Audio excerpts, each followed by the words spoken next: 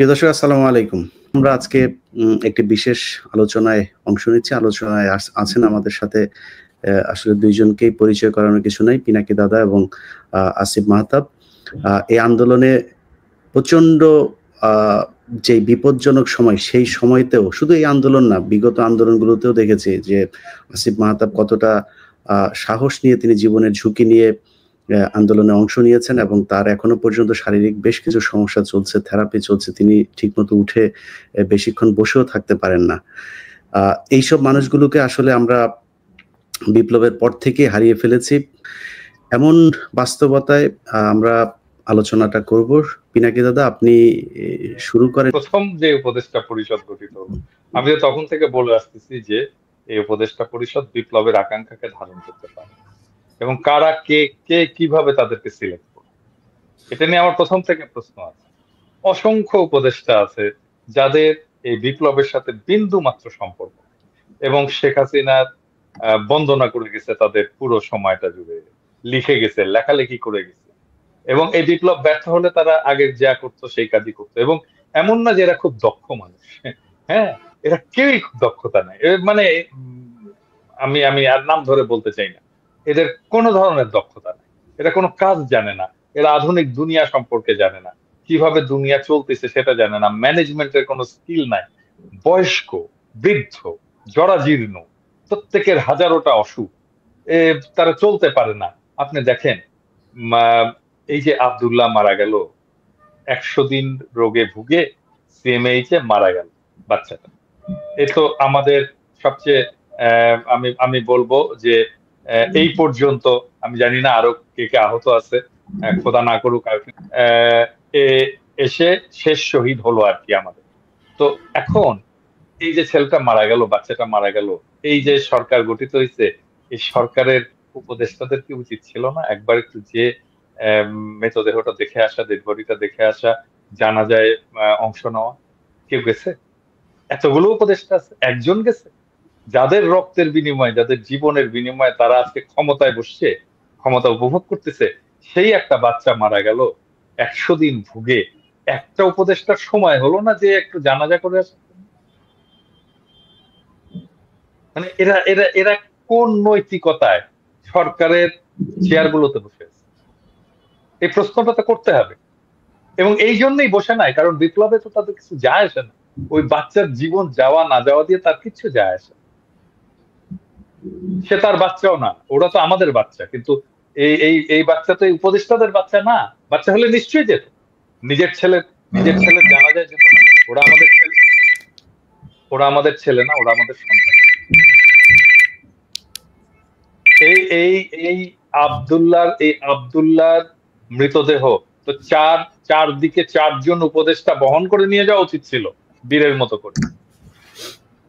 আমি শিওর আজকে যদি উপদেষ্টা হতো, আসিফ মাহতাব যদি উপদেষ্টা হতো, আমি শিওর ও যে সামনে দাঁড়াইতো, ও ইমামতি করতো। শুধু ইমামতি করতো না, তারপরে ওই খাটিয়া নিয়ে ও সামনে যে দাঁড়িয়ে যাইতো। আমি শিওর এটা বলে দিতে হইতো না, কারণ ও ওন করে। ও তো বুক চিতায় তো এই লড়াইয়ে নামছে, ছাত্রদের উৎসাহ দিছে। কয়টা শিক্ষক ছাত্রদের সাথে যে লড়াইয়ে নামছিল? আসিফ নামছিল? শুধু নামছিল না, গ্রেপ্তার হয়েছে এবং তাকে যখন নির্যাতন করছে সবাই দেখছে। হাঁটতে পারতো না, হাতে একটা লাঠি ছিল, সেই লাঠি দিয়ে, এবং ওর একটা চিহ্ন আছে আঙুল এরকম উঁচু করে, তাই না আসিফ? হ্যাঁ, হাত কিন্তু আঙুল উঁচু করে আছে, মানে একটা সাইন দিচ্ছে, তার বিজয়ের চিহ্ন সে কিন্তু দিয়ে যাচ্ছে। বিশ্বাস অনুসারে, তার ধর্ম বিশ্বাস অনুসারে সে শাহাদাতের চিহ্ন দিয়ে দিচ্ছে।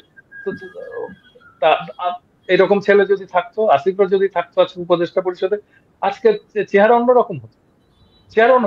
আজকে আজকে আজকে তো আমাদেরকে প্রত্যেককে উপদেষ্টাকে জিজ্ঞেস করতে হবে, লজ্জা দিতে হবে, আপনার ছেলে যদি শহীদ হতো আপনি জানাজা করতে যেতেন না? আপনার ছেলে নাও। যারা শহীদ হয়েছে আমরা বলি না ওরা আমাদের ছেলে, যারা আহত হয়েছে আমরা বলি না ওরা আমাদের ছেলে, বাচ্চা আমাদের, আপনি যেতেন না? এই তো উপদেশটা আমাদের। বাচ্চারা রক্ত দিল, আর এই বুড়া হাবড়া, আমি বলি বুড়া খাটাস, এই বুড়া খাটাস গুলো যে ক্ষমতা উপভোগ।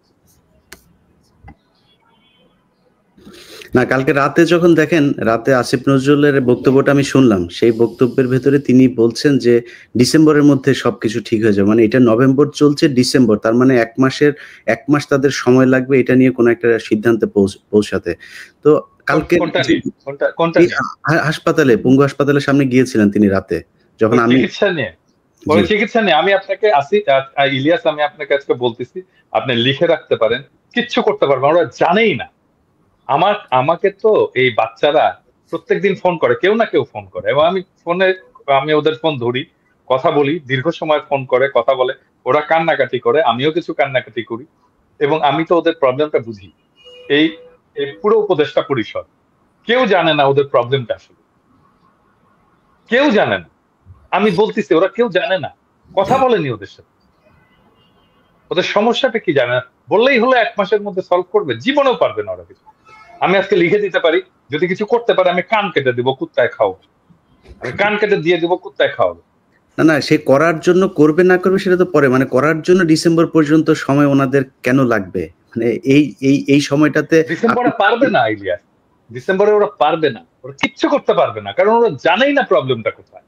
না, আপনি একজন চিকিৎসক, আপনি জানেন যে যতটা সময় পার হবে একজন চোখের যে সমস্যাটা, পায়ের সমস্যাগুলো, এগুলোর যত সময় পার হবে তত তার ওইটার বিপজ্জনক অবস্থায় যাবে, এবং সেটা ইলিয়াস আপনি জানেন, আসিফও জানে, আমি 5ই অক্টোবর আমি বলছিলাম যে চিকিৎসার জন্য কি করতে হবে, এবং আমি নিজেকে ভলান্টিয়ার করছিলাম যে আমি এটা ভলান্টিয়ার করব। আমি এই একটা পরিকল্পনা করছিলাম, ওয়ান স্টপ একটা সার্ভিস সেন্টার করা হবে, যেখানে সমস্ত আহতরা আসবে, তাদের চিকিৎসা শুধু হবে না, তাদের সাইকোথেরাপি হবে, কাউন্সেলিং হবে, এবং ফাইনালি তাদেরকে পুনর্বাসন করা হবে। আমি 5ই অক্টোবর একটা পরিকল্পনা দিচ্ছি। তারপরে ডিজি হেলথ, তারপরে এটা স্বাস্থ্য উপদেষ্টার নজরে পড়ছে, ডিজি হেলথকে বলছে যে আমার সাথে বসে এই পরিকল্পনাটা চূড়ান্ত করতে। আমি লিখে দিছি, প্রজেক্টের রেশনাল লিখে দিছি, অবজেক্টিভ লিখে দিছি। তারপরে তাদের আসার কথা ছিল, কেউ আসেন। আমি কিন্তু স্বাস্থ্য উপদেষ্টাকে বলছি যে টাকার কথা চিন্তা করুন না আপা, আমি টাকা জোগাড় করে, আরে ভিক্ষা করে টাকা জোগাড় করে দিতাম, কয় টাকা লাগতো? সেটা তো আমরাও বিভিন্ন সময় এই কথাগুলো বলছি যে যদি টাকা প্রয়োজনে প্রবাসী ইলিয়াস, আমি তো ইলিয়াস নিজে দায়িত্ব নিতে চাইছিলাম, যে আমাকে দেন, আমি এদের চিকিৎসার ব্যবস্থাটা করে দিচ্ছি, আমি পরিকল্পনাটাও করে দিচ্ছি। একটা জিনিস 14 জনকে বলতে হয়, তারপরে কোনো কাজ। আসিফ মাহতাব, আপনি আন্দোলনের একেবারে শুরু থেকেই ছিলেন, যদিও আন্দোলন শেষ হবার পরে আর আপনাকে আমরা দেখছি না, আপনি সিনের বাইরে চলে গিয়েছেন বা আপনাকে বাইরে রাখা হয়েছে। তো এই যে আপনি সিনের বাইরে চলে আসলেন, বা যারা আজকে এখানে উপদেষ্টা মণ্ডলীতে আছে, পিনাকিদা যেটা বলছিলেন, আমি বিশ্বাস করেন, আমাকে এখন যদি জিজ্ঞেস করেন যে সব কজন উপদেষ্টার নাম বলতে, আমি চিনিও না, নামও জানি না, মনে হয় 3-4 জনের নাম বলতে পারবো, এর বাইরে সবাইকে চিনিও না আমি, এবং চেনার প্রয়োজনও মনে করি না, বা তারা চিনাইতেও চান না।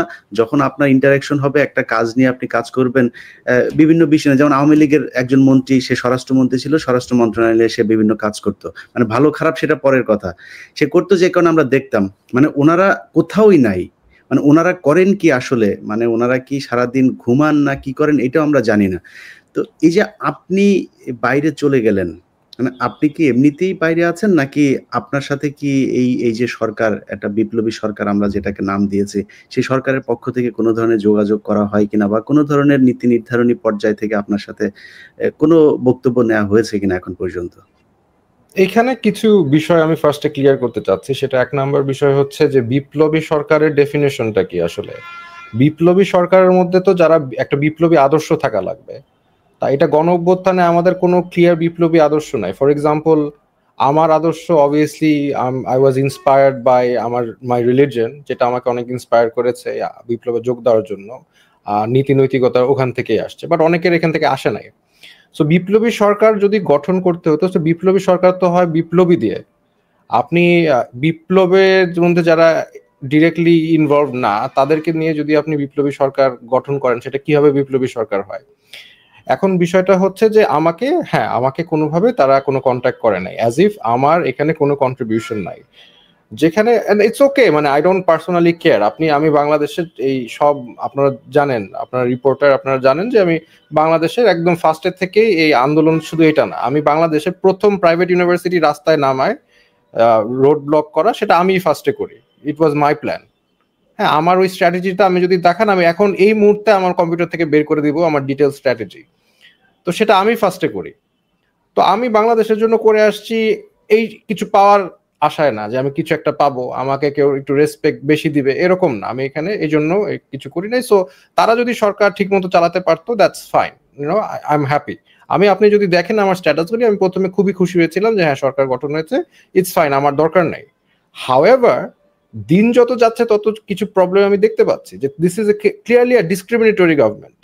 সে বৈষম্য বিরোধী দাবি করছে, বা সে নিজেই বৈষম্য করছে। তারা তাদের এজেন্ডা, তাদের আইডিয়ালস, যেটা বাংলাদেশের সাথে যায় না, সেই ধরনের আইডিয়ালস এবং দর্শন সেটা চাপিয়ে দেওয়ার যত রকম কাজ কারবার সেটা করছে। জনগণের যে দ্রব্যমূল্য হার, বিভিন্ন সমস্যা, একদম 5ই অক্টোবর আমিও লিখেছিলাম যে সবার আগে উচিত হচ্ছে শহীদ এবং আহতদের চিকিৎসা করা, সেটাও তারা ফেইলিয়ার। এই একটা কাজেও তারা সাকসেসফুলি করতে পারেনি, কারণ আমি এখনো মানুষকে দেখি যে তারা বাসার মধ্যে গুলি ভিতরে ঢুকে বসে আছে, তাদের কোনো খোঁজ খবর নাই, মানে তাদের যে কোনো একটা প্রসেসে আনা হবে সেটাও নাই। তার মানে they are failure in every level. So এই জন্য আমি আসলে এটাকে বিপ্লবী সরকার হিসাবে ধরতে পারছি না, দুঃখজনকভাবে। আমি এটাকে বিপ্লবী সরকার বলবো না। আমি যদি আরো একটু ফার্দার ইলাবোরেট করি, সেটা হচ্ছে যে এই সরকারটা মূলত যাদেরকে নেওয়া হচ্ছে তারা এনজিও সেন্ট্রিক। এখন এনজিও চালানো আর জনগণের নেতৃত্ব দেওয়ার ভিতরে আকাশ পাতাল পার্থক্য আছে।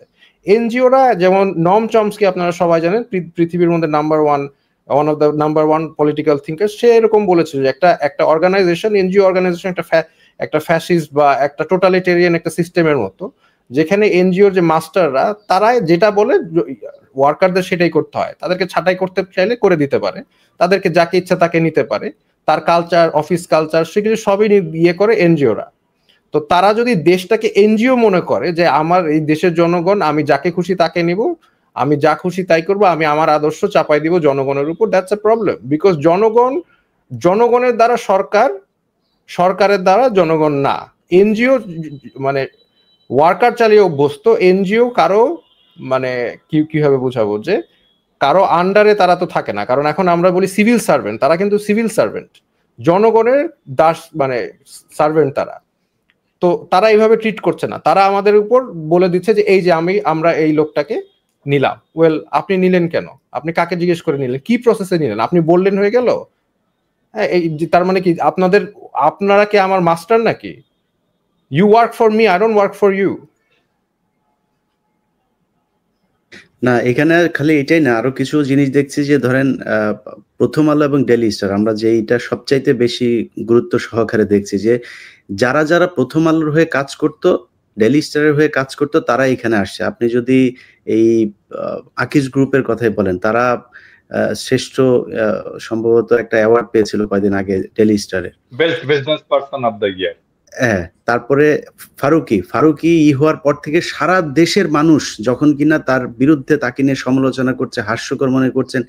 8 পাস একজন ব্যক্তি, আমাদের উপদেষ্টা, যিনি কিনা সার্বক্ষণিক গাঁজায় মত্ত থাকতেন এই সবিরহাটের এইখানে, এরপরে রিহাব খেটেছেন যিনি, যার বিরুদ্ধে মানে বিকৃত যৌনাচারের অভিযোগ আছে, এমন একজন বিকৃত মনা, প্রচন্ড রকমের ইসলাম বিদ্বেষী একজন মানুষকে এখানে দেওয়া হয়েছে।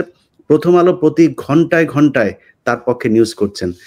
এছাড়া আমরা যখন কিনা পিনাকিদা ডেইলি স্টার নিয়ে কথা বলছেন, আমি প্রথম আলো নিয়ে কথা বলছি, আমরা মানে এদের বিরুদ্ধে যখন এই যে একটা বিশাল ভারতের যেই হেজিমনি, তাদের বিরুদ্ধে যখন কথা বলছি, তখন আমরা দেখছি যে আসিফ নজরুল, তারপরে রেজওয়ানা, এরপরে প্রধানমন্ত্রীর প্রেস সচিব যিনি আছেন শফিক, আমি ওনাকে আসলে শফিকুল আলম, উনি যে আসলে এই 15 বছর কোথায় ছিলেন আমি জানি না।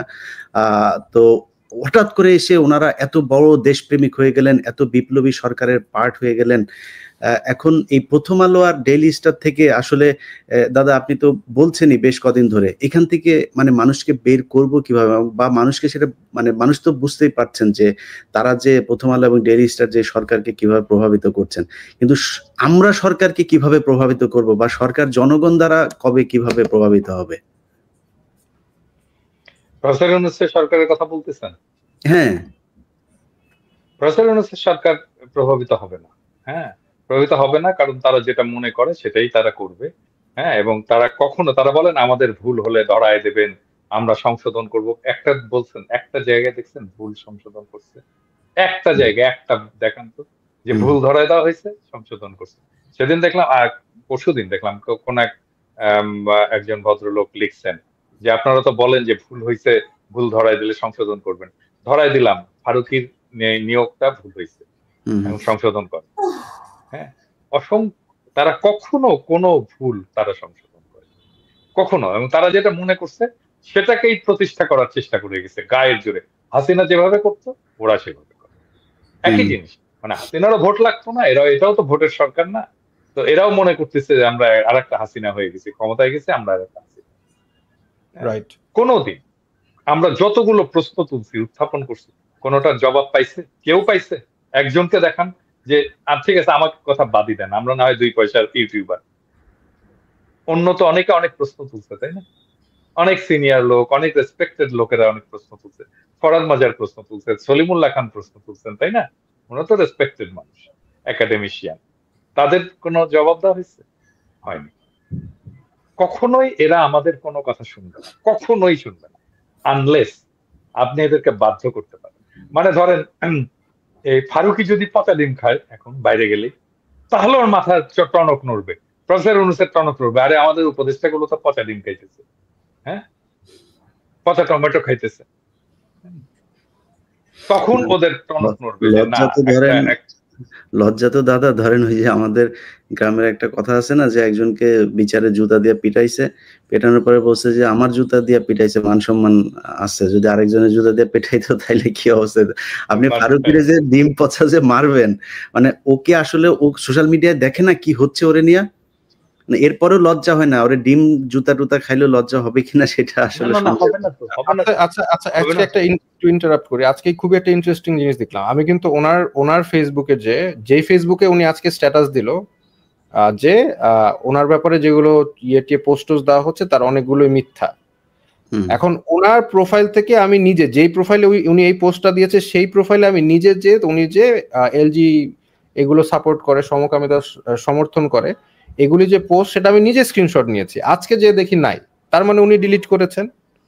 উনি যদি এতই সব যদি মিথ্যাচার হয়, তাহলে উনি ডিলিট করলো কেন ওনার পোস্ট? ওটা তো আমি নিজে করেছি কাজটা। সো ডিলিট করে তো লাভ নেই, এগুলো তো এখন সবার হাতে হাতে চলে গিয়েছে। সে ডিলিট করলেই হবে? সে তো সে বোয়াগ, এবং তার যে সিনেমা নাটকগুলো আছে সেগুলো সে ডিলিট করবে কিভাবে? আমি আজকে কথা বলছিলাম বুঝছেন একজনের সাথে, তার একটা নাটক আছে, নাটকের নাম হচ্ছে, আমি নামটা ভুলে গেছি, এই যে দেশাত্মবোধক গানের একটা কথা আছে ওই গানের নামে, সেটাতে জামাত ইসলামের আপনার গোলাম আজম টাজম এদেরকে নিয়ে কটাক্ষ করে করা আছে। তিনি করছিলেন, বাইরে ছিলেন, বাইরে থেকে সেটে গিয়েছেন, সেটে যাওয়ার পরে একটা শুটিং হয়েছে। ওইখানে শুটিংটা ছিল হচ্ছে মিছিল করবে, জামাত ইসলামের একটা মিটিং হবে, গোলাম আজমের সামনে গোলাম আজম, যে গোলাম আজমের চরিত্রে অভিনয় করছে তাকে সামনে রেখে পেছনে একটা হবে। তো সেই মিছিলটা উনি আবার যেহেতু ডিরেক্টর সেটে এসে তারপরে ওই মনিটরে দেখছেন ফুটেজগুলো কি কি হলো। সেই ফুটেজ দেখার পরে ইচ্ছা মতো গালাগালি, এবং ওর সেটে নাকি প্রচন্ড রকমের গালাগাল করা হয়, এটাও প্রমোট করে। মানে খামোখায় একজনকে ধরেন আমরা বলি না এই ভাই এদিকে, উনি নাকি ওইখানে একটা খারাপ ভাষায় গালি দিয়ে তাকে ডাক দেয়। এটা ওর নর্মাল একটা জিনিস। সেখানে সে গালাগালি শুরু করছে যে এই শুটিং আবার করতে হবে, মিছিলটা আবার করাইতে হবে। কেন? বলছে মিছিলে সবার মাথায় টুপি দেওয়া লাগবে। টুপি নাই কেন? মানে এই টুপি আর দাড়ি ওর বিভিন্ন সিনেমাগুলোতে যে এই যে এটা করা হয়েছে, এবং নিজেরও তো দাড়ি আছে, নিজেরও মাথায় টুপি আছে, নিজেও তো দাড়ি আছে, অন্য টুপি। হ্যাঁ, যাই হোক, তো এগুলো করে সে এগুলো তো আর সরাইতে পারবে না, তার ফেসবুক পোস্ট সরায় তো লাভ নাই না। উনি কালচারের উপদেষ্টা, এটা কিন্তু একটা সিরিয়াস ইস্যু, কারণ উনি কালচার মানে ডিভাইস করবেন। আমাদের কি কালচার দ্বারা দেশ শাসিত হবে বা দেশের কালচারটা কি হবে সেটা উনি নির্ধারণ করবেন, উনি পলিসি মেক করবেন, উনি ওখানে পুশ করবেন। তো এখন উনি কি আমাদের দেশের কালচারের রিপ্রেজেন্ট করে? আর যদি করে থাকে তাহলে গভর্নমেন্ট আমাকে এটা দেখায় যে কিভাবে তাকে নিয়োগ করা হলো বা কিভাবে উনি আমাদের কালচার রিপ্রেজেন্ট করে। মানে এটার অ্যানসারটা কি? বিএনপির একটা অংশ তাকে সাপোর্ট করতেছে। হ্যাঁ, এবং যুক্তি কি? যুক্তি হচ্ছে যে সে এই হাসিনার শাসনের যে ন্যারেটিভ, হ্যাঁ, সেটা তৈরি করবে, যেটা দেখে হাসিনার শাসনের বিরুদ্ধে ঘৃণা উৎপাদন হবে। আরে বেটা, এই শেখ মুজিবের শাসন, হাসিনার শাসনের বিরুদ্ধে ন্যারেটিভ কারা তৈরি করছে এতদিন ধরে? কারা তৈরি করছে? ফারুকি তৈরি করছে? ও করতে পারবে ন্যারেটিভ কিভাবে তৈরি করতে জানে? ও জিন্দেগিতে করতে পারবে একটা পলিটিক্যাল ন্যারেটিভ তৈরি? আমাদেরকেই করতে হবে এই ন্যারেটিভ তৈরি। উনি করুক, উনি ওনার জায়গা থেকে করুক, কিন্তু উপদেষ্টা, কালচারাল উপদেষ্টা, উনি কালচার নির্ধারণ করবে সেটা তো না। আমাদের কালচার তো শুধু অ্যান্টি শেখ হাসিনা না, আমাদের কালচার তো আরো মানে বড় একটা বিষয়, তাই না? Just anti Sheikh Hasina narrative উনি ওনার জায়গা থেকে করুক না। উনি নাটক সিনেমা বানাচ্ছে, ওখানে ওগুলো পারবে না, ওইটাও পারবে না। অ্যান্টি শেখ হাসিনা ন্যারেটিভ, ফ্যাসিবাদের বিরুদ্ধে ন্যারেটিভ ও তৈরি করতে পারবে না। এটা তো একটা স্কিল লাগে, স্পেসিফিক স্কিল লাগে। ওটা লিখুক তো, একটা উপন্যাস লিখুক তো। না, ওর বেশিরভাগ নাটকগুলোই নাকি আপনার ওই আরেকজনের নাটকই করে নেয়, এবং এটা নিয়ে তার সাথে বেশ কয়েকজন তার জুনিয়র পরিচালক যারা আছে তাদের সাথে সে বিট্রে করেছে, যে কারণে মিডিয়াতে সবাই এই বিষয়গুলো জানে। এবং একটা ইয়ে হচ্ছে পিক পকেট, তার একটা ইয়ে আছে। আরেকটা হলো শনিবারের বিকেল। এই শনিবারের বিকেলে সে হচ্ছে ওই যে হোলি আর্টিজান নিয়ে আপনার বাংলাদেশে কিন্তু ওইটা আপনার মুক্তি পায় নাই, অথচ সেটা ইন্ডিয়াতে মুক্তি পেয়েছে, বুঝছেন? মানে এটার পুরো প্রযোজনা, টাকা পয়সা, ফান্ডিং যা যা সব সে ভারত থেকে পেয়েছে। সো আমরা সরাসরি এমন একজন মানুষকে আমাদের সংস্কৃতির দায়িত্ব দিয়েছি, যিনি কিনা ভারতের হয়ে কাজ করেন, প্রথম আলো, ডেইলি স্টারের এজেন্ডা বাস্তবায়ন করেন। ইন্ডিয়ান নায়ক নায়িকা ছাড়া তার সিনেমা তো হয় না। এবং তার হওয়ার পরে আপনি একটা নায়িকা লাগবে, একটা নায়ক লাগবে। হ্যাঁ, আমি জানি না, এটা হইতে পারে যে, বুঝছো, ওই যে আমি তো বলছিলাম আসিফ নজরুল, আপনারা আমি ধরবো না যদি এরপরে উপদেশটা একজন ইন্ডিয়ান নায়িকা নিয়ে আসেন, তাইলে তো এই ইন্ডিয়ান নায়িকা যাদের সাথে কাজ করে তারে নিয়ে আসে। এটাও হইতে পারে যে, বলতে পারে আপনি তো বলছিলেন আপাতত ফারুকিকে আনছি যে ইন্ডিয়ান নায়িকা নিয়ে কাজ করে, এরপরে সরাসরি নায়িকা নিয়ে আসবো। আপনার প্রতি ব্লেমটা তো মনে হয় আপনার প্রতি পড়ে তাহলে। না, আপনার কথা তো রাখছে, তাহলে একটা জায়গায় রাখছে দেখা যায়। এবং আপনি দেখেন যে প্রথম আলো তাকে যেইভাবে করতেছে, এই একটা জায়গা। আরেকটা হচ্ছে চঞ্চল চৌধুরী, যে কিনা পলাতক, যারা খুঁজতেছে বাংলাদেশের মানুষ ভারতের এই দালালি করার জন্য। সেই চঞ্চল চৌধুরী কিন্তু তাকে নিয়ে প্রথম আপনার অভিনন্দন জানায় করছে ফেসবুকে। সবগুলো যেগুলো লুকাইছিল সবগুলো এখন একে একে বের হবে, সবগুলো এই ফারুকই বের করবে সব কথা। এবং আমার ধারণা যে প্রোটেকশনে তাদেরকে বের করবে। নাসিরউদ্দিন ইউসুফ এরাও বের হয়ে আসলে আমি অবাক হব না, চলেও আসতে পারে। বের হবে, রামেন্দ্র মজুমদার বের হবে। আসিফ ভাই, আপনি তো মানে আসলে আমরা তো বাইরে ছিলাম, আমাদের জীবনের উপর দিয়ে ঝুঁকির সুযোগটা খুব একটু কম থাকলেও আমরাও যে কোনো সময় যে পরিস্থিতি দেশে এখন, আসলে দেশের বাইরে যারা এখনো আছে এখনো পর্যন্ত তাদেরকেই ম্যানেজ করতে পারছে না। এছাড়া আপনি দেখেন ফারুকিরে নিয়ে কিন্তু বাংলাদেশের কোনো গণমাধ্যমে কোনো সমালোচনায় সবাই মোটামুটি পক্ষে নিউজ করছে। তো আমাদের উপরে আমার মনে হয় ঝুঁকি যেটা, সেটা ওই ছোটখাটো ঝুঁকি আসবে না, জেল জরিমানা না, যে কোনো দিন নাই হয়ে যাইতে পারি। তো আপনি দেশে থেকে একদম জীবনের ঝুঁকি নিয়ে আপনারা আন্দোলন করেছেন, এখনো আসলে এমন কিছু শুরু হইলে সেটা আপনাদের থেকেই শুরু হইতে পারে। সামনে করণীয়টা কি? করণীয়টা কি, এটা তো একটা কমপ্লিকেটেড ইস্যু। কারণ মানে আমরা তো একদিকে চাচ্ছি দেশটা স্টেবল হোক, বাট আরেকদিকে যদি সরকার এই রকমের বৈষম্য করে, এরকমে একদম মানে যাদের একদম টোটালি মানে বেইমানি করতেছে জনগণের সাথে, এখন এরপরে তো একটা টাইম সুনার অর লেটার আমাদের তো হয়তো বা কিছু করতে হতে পারে। এন্ড কিছু করতে হলে কি আমার মনে হয় না সরকার এটাকে মানে কিছু করতে পারবে। সরকার যদি এখনো মনে করেন এই ধরনের বৈষম্য করে, যে ক্লিয়ার বৈষম্য, তো এবং এই যে ফারুকি ওনাকে যদি নিচ্ছে যে এজেন্ডা, আর আরেকটা বিষয় হচ্ছে এই গভর্নমেন্ট ছিল ডেমোক্র্যাটদের সাপোর্টে, তা এখন ডেমোক্রেটরা কিন্তু নাই। তো কাজে ওনারা যদি মনে করেন যে আমেরিকা তাদেরকে খুব বেশি ব্যাকিং দিবে, তাদের এজেন্ডা বাস্তবায়নের জন্য দিবে না, কারণ আমেরিকাও জানবে যে তারা ডেমোক্রেটের সাপোর্টার্স। তো কাজে আমাদের হয়তোবা সামনে যদি এরকম চলতে থাকে তাহলে আমাদের তো অবভিয়াসলি মানে মুভ করতে হবে। তারা আসলে ভয় পাচ্ছে বা আমাদেরকে ভয় দেখানোর চেষ্টা করছে যে শেখ হাসিনা চলে আসবে এই সেই, কিন্তু তাদের ভয় পাওয়ার জায়গাটা আসলে ভুল। জনগণকে ভয় পাওয়া উচিত। যেই জনগণ শেখ হাসিনাকে তাড়িয়েছে সেই জনগণকে ভয় পাওয়া উচিত। সেই জনগণ কিন্তু আপনাদেরকেও, যদি আপনারা বেশি বাড়াবাড়ি করেন, এক্সট্রিমিজম বেশি করেন, উগ্রবাদিতা বেশি করেন, তাহলে আপনাদেরকেও তাড়ানো জনগণের পক্ষে সম্ভব। মানে that's a clear message. We are not afraid of you, you have to understand that. আপনি কি আমাদেরকে গায়ে গুলি করবেন? ইজন্ট ইট নট ক্লিয়ার যে আমরা গুলি ভয় পাই না? এটা তো ক্লিয়ার হওয়ার কথা এতদিনে। সেই ক্ষেত্রে আজকে ইলিয়াস, সরি ইন্টারাপ্ট করবেন, কথা বলতে উগ্রবাদকে কোনোভাবেই বরদাস্ত করা হবে না, এরকম একটা কিছু বলছে না? জঙ্গিবাদকে বরদাস্ত করা হবে না। আচ্ছা, মানে জঙ্গিবাদ এই ইস্যুটা তো ওয়ার অন টেররের একটা ভোকাবুলারি ছিল, ওটা থেকে তো আমেরিকা সরে আসছে। তারা কিন্তু এখন আর এই পলিসি পার্সু করে না, এই পলিসি এখন একমাত্র পার্সু করে ইন্ডিয়া। হঠাৎ করে জঙ্গিবাদের কথা কেন বললো আসিফ নজরুল? কে তাকে দিয়ে বলালো?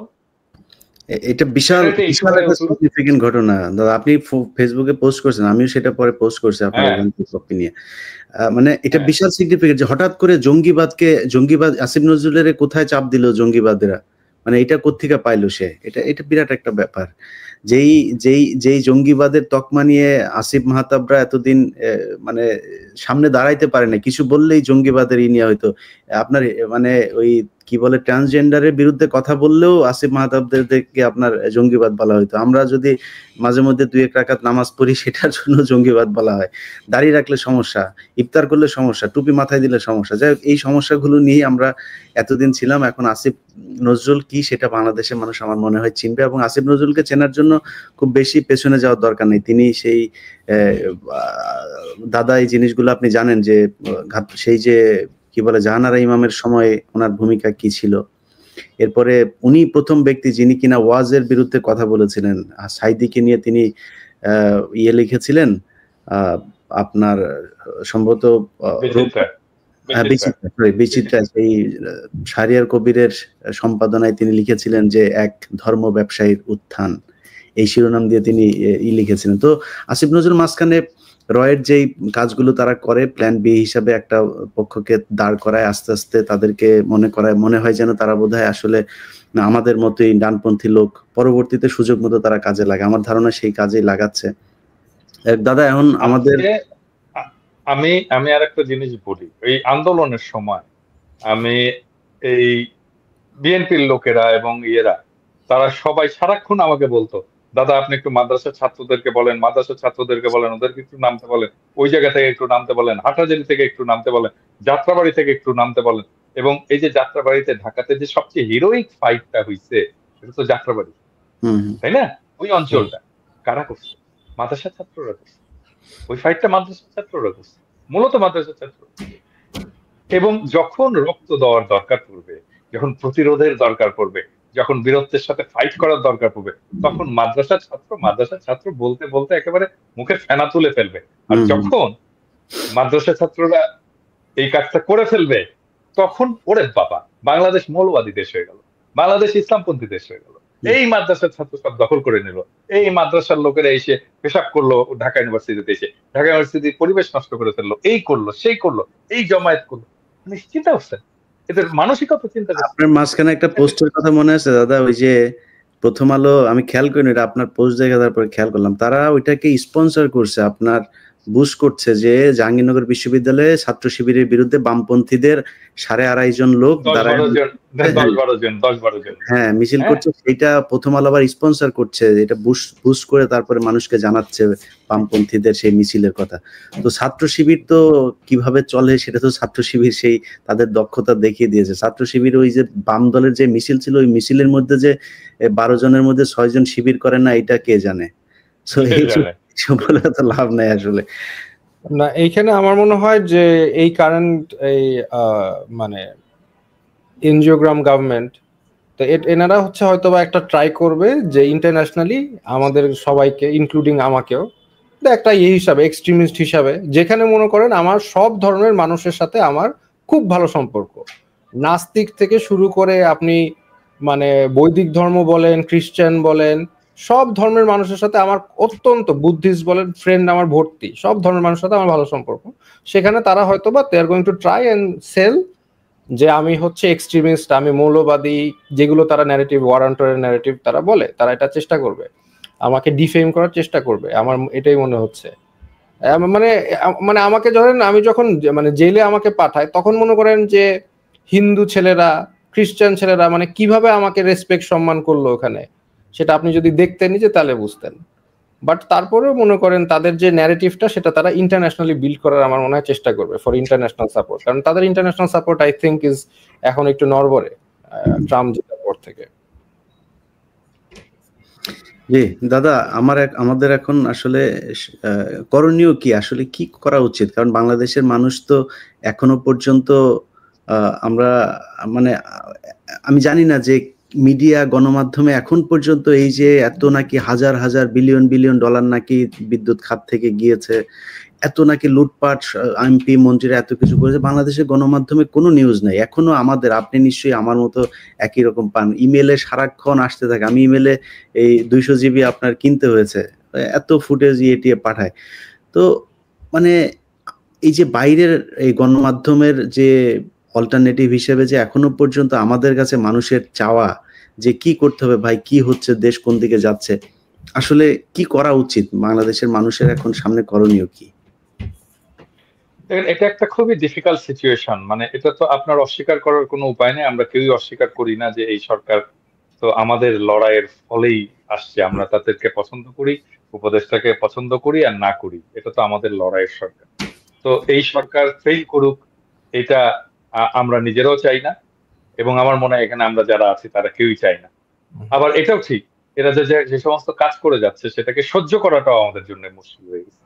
তাহলে এখন করণীয় আমাদের একটাই আছে, যে সরকারকে আমাদের শক্তি এটা বুঝতে হবে, আমাদের শক্তিকে মান্যতা দিতে হবে। এবং এটা যদি মান্যতা না দেয় সরকার, তাহলে এই সরকারের সাথে হেড অন কলিশনে যেতে হবে আমাদের। মান্যতা এখন কিভাবে দেবে? আমরা তো এর আগে অনেকবার, আমি বললাম না যে আমরা এর আগে অনেক অনেক ভুল ধরায় দিছি, অনেক সময় ক্ষমা চাইতে বলছি, কোথাও কখনো তারা ক্ষমা চায়নি, ভুল স্বীকার করেনি। হ্যাঁ, আজকে শুনলাম যে ওই আহত ছাত্রদের ওইখানে যে নাকি শুধু ক্ষমা চাইছে যে এটা আমাদের ভুল হয়ে গেছে। বাট ফারুকীকে এই মন্ত্রিসভা থেকে বাদ দিতে হবে, এটা ফার্স্ট। ফারুকীকে যদি মন্ত্রিসভা থেকে বাদ না দেয়, এই সরকারের এই সরকার শুধু মানে শুধু ফারুকী না, এই সরকারের প্রত্যেকটা বিষয়ের বিরুদ্ধে আমাদের রেজিস্ট্যান্স জারি রাখতে হবে এবং এটাকে তীব্র করে তুলতে হবে। হ্যাঁ, আমি আজকের ভিডিওতে আমি দেখলাম, মানে আমি তো ভিডিও স্ক্রিপ্ট লিখি, এটা ঠিক, কিন্তু আমি যখন বলি তখন তার স্ক্রিপ্ট মেনে মেনে বলি না, নিজের যেভাবে আসে আর কি সেটা বলে দেয়। আজকে আমি দেখলাম যে আমি এই উপদেষ্টাদেরকে তুই তোকারি করে গালাগালি করছি। আমি এটা ওই যখন রেকর্ড করছি তখন বুঝতে পারিনি, আজকে শোনার সময় দেখলাম যে আমি তুই তোকারি করে গালাগালি করছি। হাসিনা সরকারকে বা হাসিনাকে আমি তুই তোকারি বলতাম, তুই বলতাম। কিন্তু এটা বলার জন্য আমি একটা সময় নিছিলাম, হয়তো 2-3 বছর অ্যাক্টিভিজমের পরে আমি যে তুই বলছি। আমি হাসিনাকে মাতারিও বলছি, মানে শেষ দিকে তো আমি মাতারি বলতাম। এই সরকার তুই শুনে ফেলছে এত তাড়াতাড়ি। সো আমার কাছে থেকে যে ধরনের রেজিস্ট্যান্স, যে ধরনের, এটা তারা পাওয়া শুরু করবে যদি ফারুকীকে রেখে দেয়, এবং ফারুকীকে সরাতে হবে। এবং এইটা সরালেই আমরা বুঝতে পারবো যে সরকার আমাদের শক্তিকে, জনগণের শক্তিকে মান্যতা দিচ্ছে। আর যদি তারা না সরায়, তাহলে ধরে নেব জনগণের শক্তিকে সে ফ্যাসিস্টের মতোই, স্বৈরাচারের মতো করেই উপেক্ষা করছে। একজন স্বৈরাচারের সাথে যে আচরণ আমরা করতাম, সে আচরণ করবো প্রফেসর ইউনূসের সরকারের সাথে। No issues.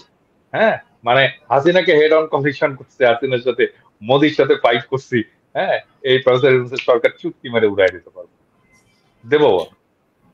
আলটিমেটলি কোয়েশ্চেনটা ফারুকীকে সরাইতে হবে। এইটার কোনো নেগোসিয়েশন না, যদি কিন্তু নাই।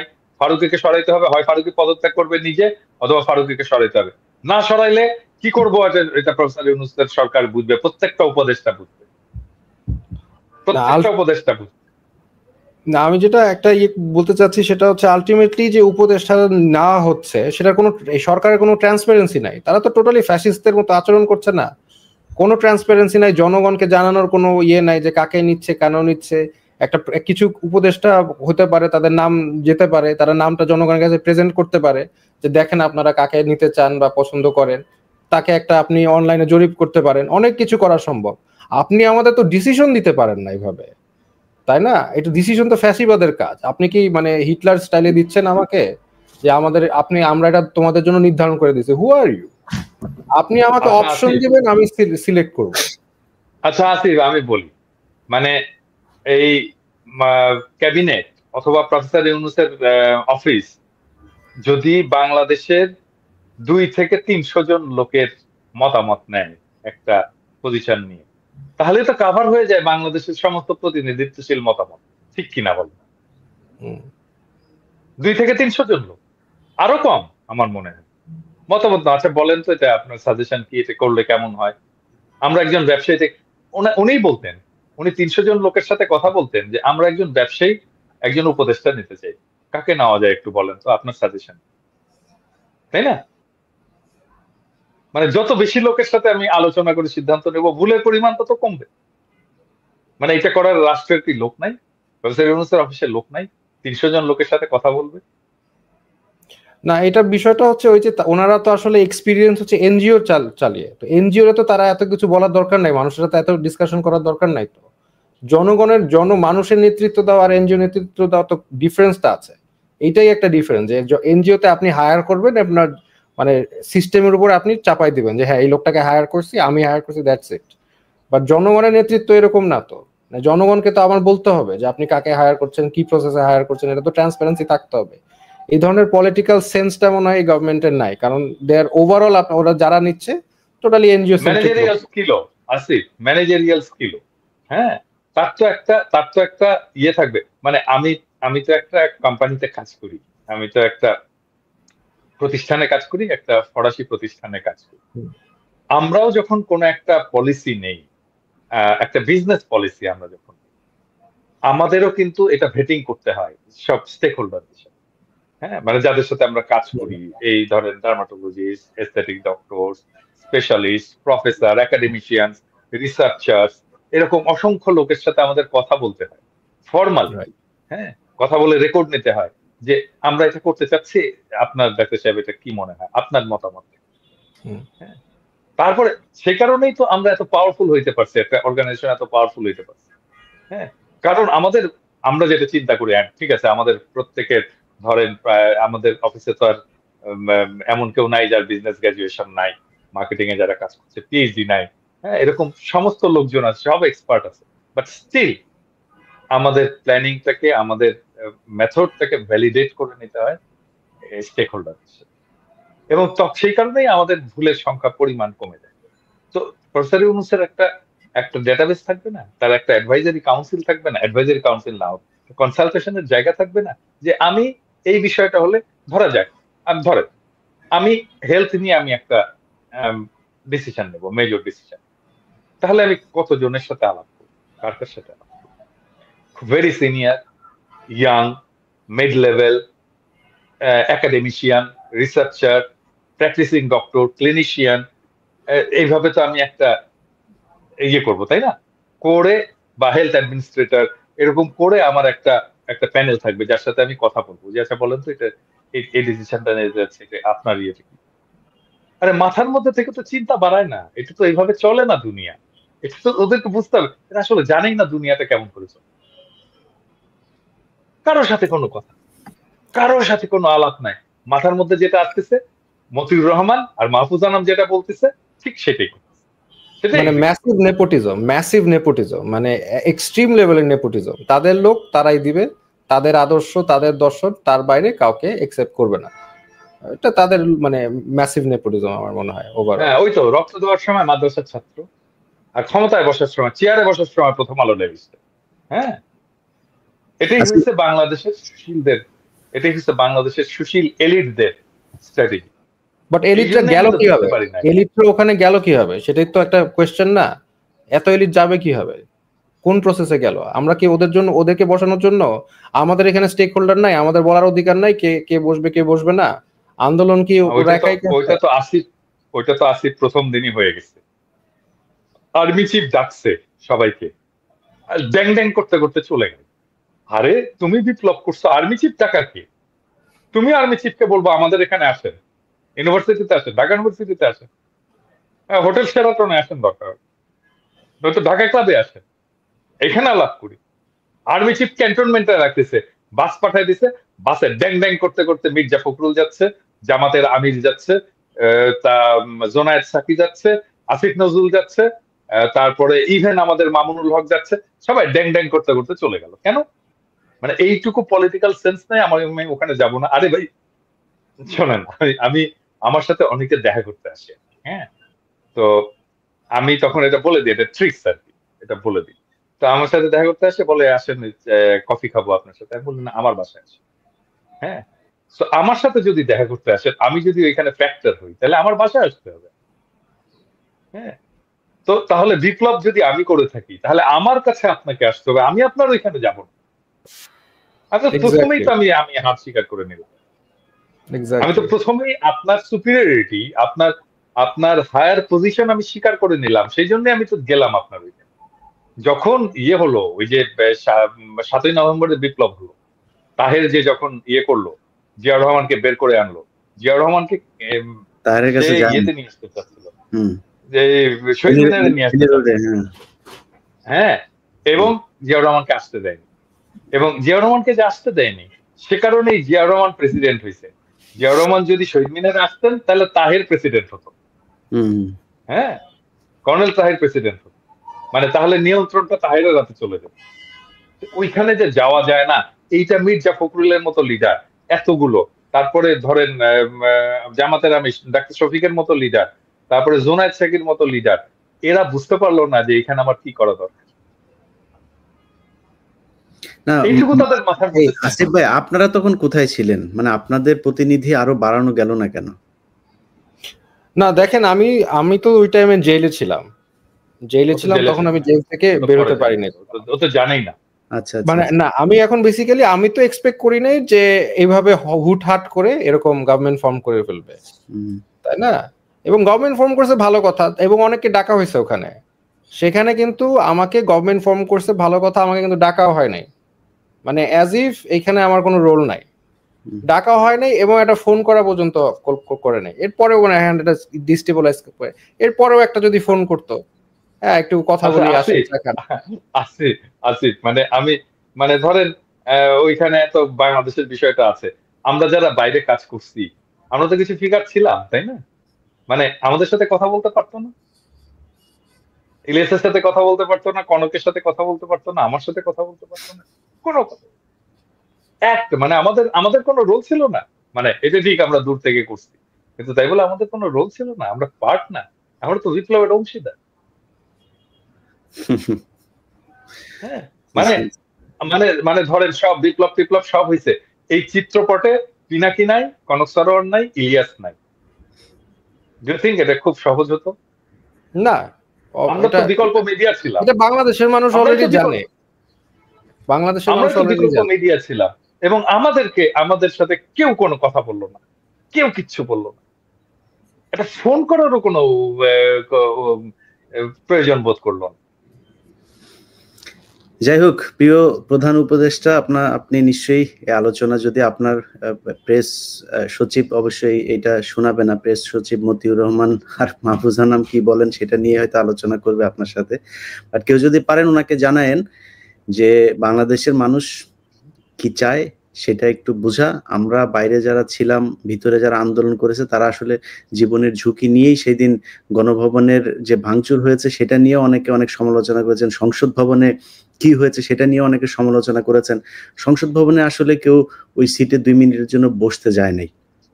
শেখ হাসিনা গরুর মাংস আর মুরগির মাংস রান্না করে গেছে, ওইটার জন্য কেউ যায় নাই, তারা গুলি খাওয়ার জন্য গিয়েছিল ওই দিন পরিস্থিতি অন্যরকমও হতে পারতো, সেটা হয় নাই। আল্লাহ বাঁচিয়েছেন এই দেশের মানুষকে, তো সেই মানুষগুলোর মূল্যায়ন করা দরকার নেই। আপনারা দেশ চালান, কিন্তু কিছু কাজ করা খুবই জরুরি। সেটা হচ্ছে, যেমন আমাদের আলোচনায় আজকে ওই বিষয়গুলো আনে নাই, আমি এগুলো একটু শেষ করি। সেটা হচ্ছে বিডিআর হত্যাকাণ্ডে যে অফিসারদেরকে মারা হয়েছে সেটার বিচার খুব দ্রুত করতে হবে।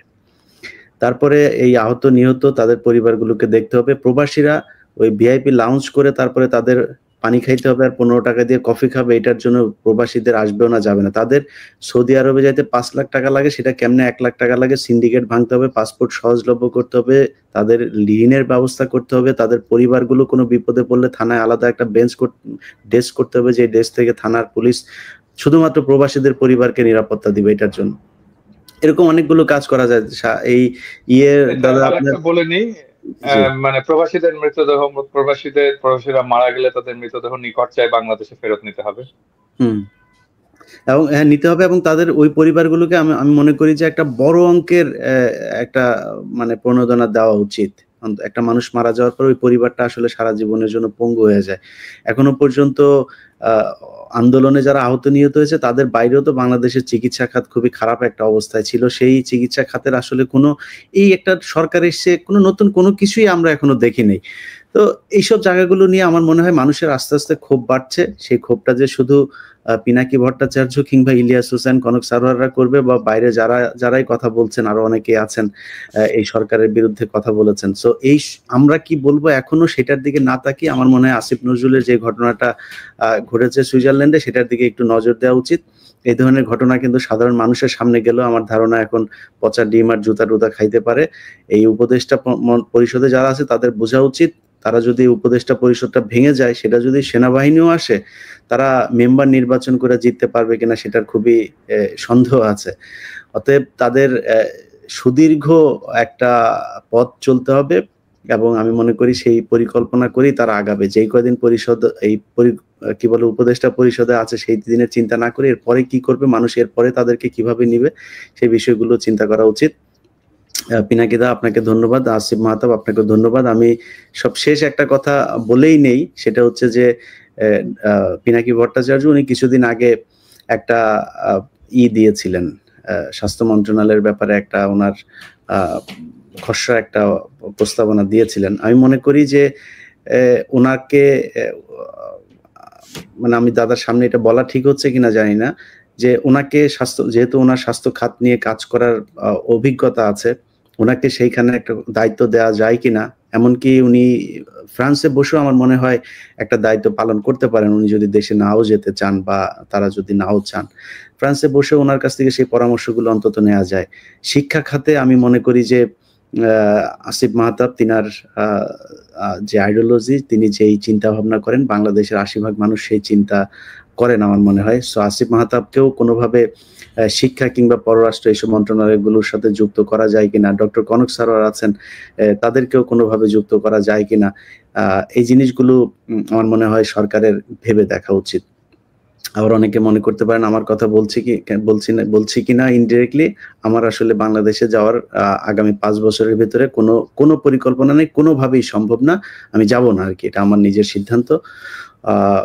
যারা উপদেষ্টা পরিষদে আছেন তাদের কাছে সবশেষ পিনাকিদা যে দাবিটা করেছেন যে ফারুকীকে খুব দ্রুত সরাইতে হবে, তাহলে আমরা মনে করব অন্তত ফারুকীকে পদত্যাগ করতে হবে। হ্যাঁ, এই ছোট্ট একটা জায়গায় অন্তত আপনারা আমাদের কথা শুনছেন। যদি না শুনেন, পিনাকিদা যেটা বলেছেন, আমরাও কিন্তু অল্টারনেটিভ একটা মিডিয়া হিসাবে গত 5 বছর ধরে কাজ করছি। সো আমরা যদি নাকি সবাই মিলে বিদ্রোহ করি, সেটা আপনাদের জন্য খুব বেশি একটা সুখকর হবে না। আমরা অবশ্যই বাংলাদেশের মানুষের সাথে আছি, যারা আন্দোলন করেছে তারা যদি নতুন কোনো আন্দোলন শুরু করে সেটার সাথে আমরা থাকবো। আমরা এই সরকারের বিরুদ্ধে যেতে চাই না।